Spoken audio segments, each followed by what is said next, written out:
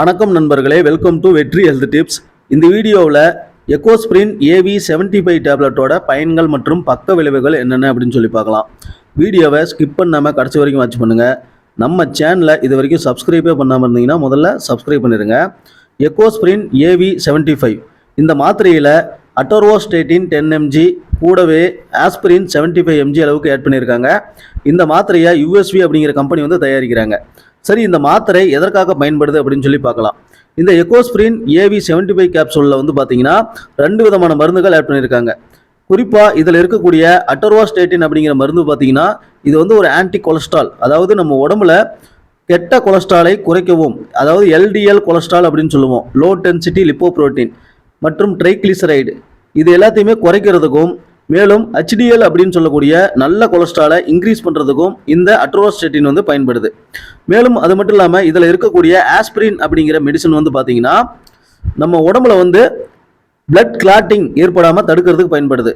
குறிப்பாக அந்த blood கிளாட்டிங்லாம் ஏற்பட்டாவே heart attack, நெஞ்சுவலி, ஸ்ட்ரோக் அப்படின்னு சொல்லக்கூடிய பக்கவாதம் போன்ற பிரச்சனைகள்லாம் ஏற்படும்.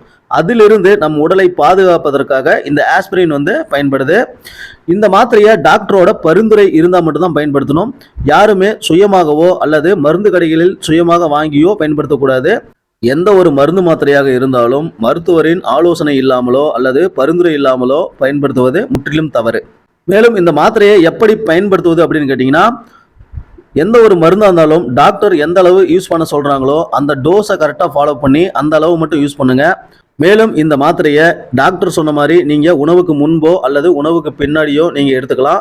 மேலும் தினமும் அவர் சொன்ன டைமில் நீங்கள் எடுத்துக்கிறது ரொம்ப முக்கியம். சரி, இந்த எக்கோஸ்பிரின் AV75 டேப்லெட்டுக்கு ஏதாவது சைடு எஃபெக்ட்ஸ் இருக்கா அப்படின்னு சொல்லி பார்க்கலாம்.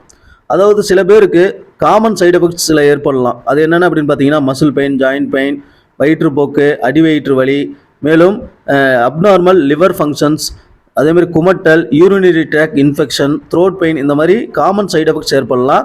இந்த மாதிரி காமன் சைடு எஃபெக்ட்ஸுக்கு பொதுவான மெடிக்கல் அட்டென்ஷன் எதுவும் தேவையில்லை அப்படின்னு சொல்லியிருக்காங்க. அதாவது ஆட்டோமேட்டிக்காக அது சரியாயிரும் அப்படின்னு சொல்லியிருக்காங்க. உங்களுக்கு வேறு ஏதாவது தொந்தரவு இருந்தாலோ அல்லது உங்களுக்கு ஏதாவது பிரச்சனை இருந்தாலோ நீங்கள் டாக்டர்கிட்ட கன்சல்ட் பண்ணிக்கலாம். இந்த மாத்திரை இல்லை, எந்த ஒரு மருந்து மாத்திரை வாங்கினாலும் அதனோட லேபிளை நல்லா கவனமாக படித்து பாருங்கள். எக்ஸ்பைரி டேட்டை செக் பண்ணுங்கள். வீட்டில் ஸ்டோர் பண்ணும்போது குழந்தைங்களுக்கு எட்டாத இடத்துல வச்சுருங்க. குறிப்பாக சன்லைட்டில் படாமல் ஒரு கூல் அண்ட் ட்ரையான பிளேஸில் சேஃபாக ஸ்டோர் பண்ணுங்கள். இந்த வீடியோ உங்களுக்கு பிடிச்சிருந்தா வீடியோவை லைக் பண்ணுங்கள், ஷேர் பண்ணுங்கள். நன்றி, வணக்கம்.